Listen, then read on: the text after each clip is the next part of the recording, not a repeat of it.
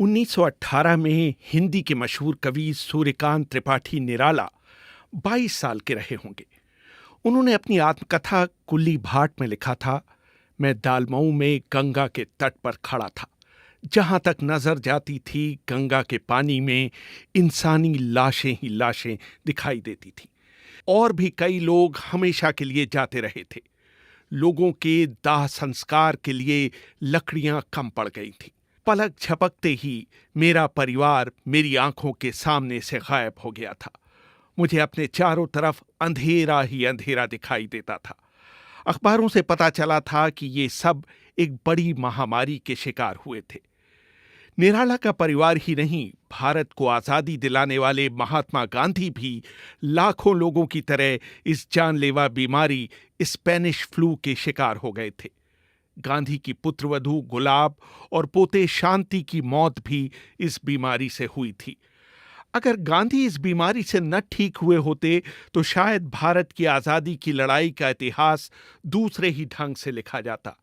इस महामारी ने करीब 1 करोड़ 80 लाख भारतीय लोगों की जान ले ली थी। कहा यह भी जाता है कि मशहूर उपन्यासकार प्रेमचंद भी इस बीमारी से संक्रमित हुए थे। इतिहास के पन्नों में इसकी इतनी चर्चा नहीं होती, लेकिन इस महामारी के कारण ही ब्रिटिश सरकार के खिलाफ लोगों का रोष आसमान छूता चला गया था। इस बीमारी की शुरुआत 29 मई 1918 को हुई थी, जब पहले विश्व युद्ध के मोर्चे से लौट रहे भारतीय सैनिकों का जहाज बंबई बंदरगाह पर आकर लगा था और करीब 48 घंटों तक वहां लंगर डाले खड़ा था।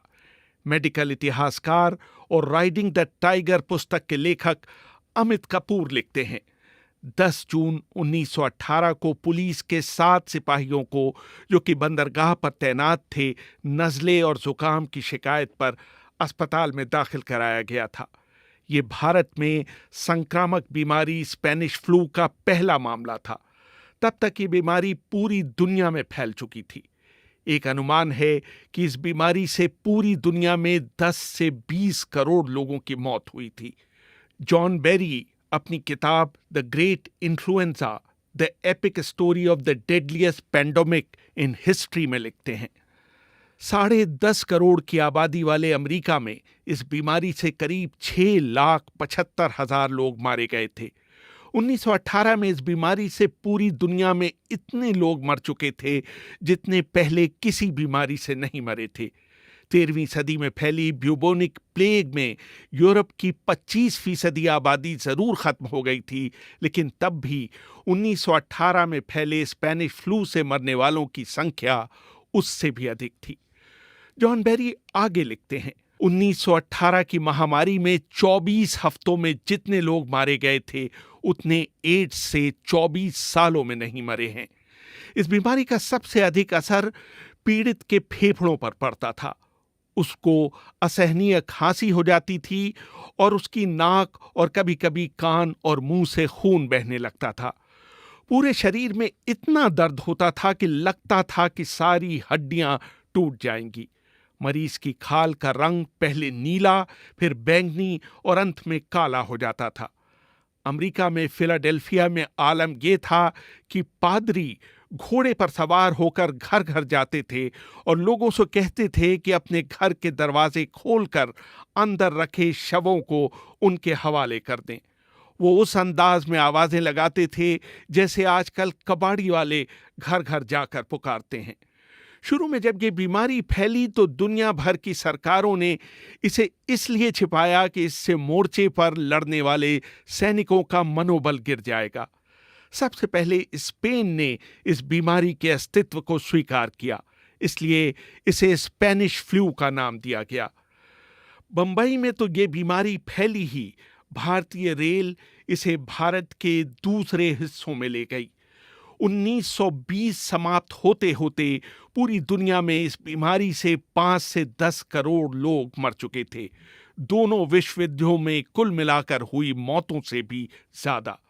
भारत में सबसे अधिक करीब 1,80,00,000 लोग, यानी कि उस समय की जनसंख्या का 6%। कश्मीर की ऊंचाइयों से लेकर बंगाल के गांव तक कोई भी इस बीमारी से अछूते नहीं रहे थे। जॉन बेरी ने अपनी किताब the great influenza the story of the deadliest pandemic in history में भारत में इस बीमारी के फैलाव का ब्यौरा देते हुए लिखा है, भारत में लोग ट्रेनों में भले अच्छे सवार हुए, जब तक वो अपने गंतव्य तक पहुंचते वो या तो मर चुके थे या मरने की कगार पर थे। बंबई में एक दिन 6 अक्टूबर 1918 को 768 लोगों की मौत हुई थी। दिल्ली के एक अस्पताल में इन्फ्लुएंजा के 13,190 मरीज भर्ती किए गए थे, जिनमें से 7,044 की मौत हो गई थी। ब्रिटेन में जहां इस बीमारी से मृत्यु दर 4.4 प्रति हजार थी, भारत में ये दर 20.6 प्रति हजार थी। भारत में हालात इसलिए और भी खराब हुए क्योंकि उसी समय भारत में इतिहास का सबसे भयानक सूखा पड़ा था। भूख से शरीर की आरोग्य क्षमता कम हो जाती है, इसलिए ये फ्लू भारतवासियों के लिए और घातक साबित हो रहा था। एक और ध्यान देने योग्य बात यह थी कि पूरे देश में पुरुषों की तुलना में औरतें इस बीमारी से अधिक मर रही थीं।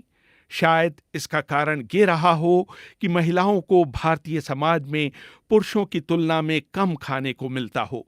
दूसरे, औरतें ही बीमारियों की तीमारदारी कर रही थीं, इसलिए उनको ये बीमारी जल्दी पकड़ रही थी। भारत के 120 साल के आर्थिक इतिहास में 1918 का साल सबसे बुरा साल था। भारत की विकास दर 0 से कहीं नीचे -10.8% चली गई और मुद्रास्फीति ने पिछले सारे रिकॉर्ड तोड़ दिए। इस बीमारी ने भारतीय अर्थव्यवस्था को बंगाल के सूखे और विश्व युद्ध से भी कहीं अधिक प्रभावित किया। भारत की जनगणना के इतिहास में सिर्फ एक बार 1911 से 1921 में हुआ है कि देश की जनसंख्या पिछले 10 वर्षों की तुलना में कम हुई हो। ये कहना शायद गलत नहीं होगा कि इसमें सबसे बड़ी भूमिका स्पेनिश फ्लू की थी। मार्च 1920 आते आते इस बीमारी पर नियंत्रण पा लिया गया था। रेहान फजल, BBC, दिल्ली।